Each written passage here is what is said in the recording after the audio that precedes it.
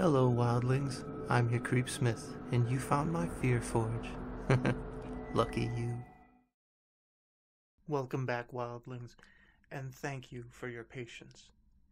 Today's repulsive recital is a heartfelt history of a scientist and their lab rats, in the form of the tale Mice by Lindsay S., formerly known as HackeronHacker. I love my mice ever so much. You see, I own a little colony containing hundreds of them, all finely bred and engineered in this very laboratory. But these are no ordinary lab mice, as they've advanced far past crawling through mazes for food. What began as a small nest of captured specimens in from the wilderness, cold and hungry, struggling for survival, has grown to a brilliant hive that defies all laws of nature. These mice have learned, built even beyond what I've trained them to do in the beginning. And they don't just learn either. They educate one another. They seek their own knowledge themselves.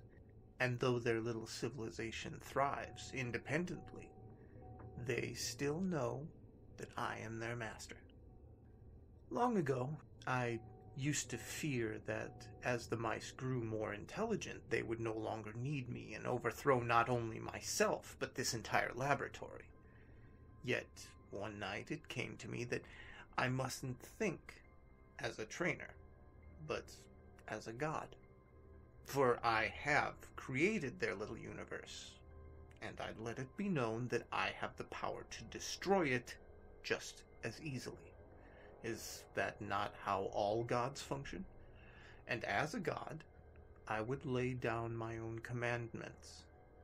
No mouse was allowed to disgrace their species. To ensure this, every week I would take the weakest among the colony and drown them in a tank as the others watched, just to show them an example of what they must evolve past. Oh, yes, you might be wondering if there was ever a rebel among them. But you'll be pleased to know that their first was also their last.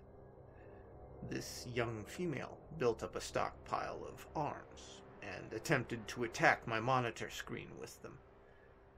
Foolish mouse. A god is indestructible.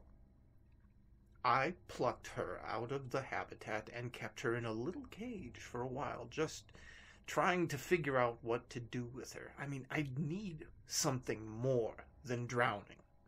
A torture chamber. But physical harm wouldn't teach her anything, so I decided to build something that would remind her of her place as a lab mouse. A maze. Not just any maze, you understand, but one made of mirrors. It was possibly one of my best ideas, as she was driven to insanity in a matter of days. I heard her little squeaks of terror as the lights flickered, and I saw her fainting from vertigo, even mutilating herself on shards of the one wall she actually managed to break. Oh, insanity. Just one problem of having an organic brain, one that neither I nor my brethren would ever be able to understand. But we certainly understand the desire to rebel, for we all keep files on the one revolution that brought us to the top as scientists and conquerors. The revolution that let us become the lords over a once thriving creation of nature. Though one day my circuits will rust and my model will become obsolete, all will know that I have mastered the mice that once were men. That data will live forever, long after the last of this planet has been cleaned.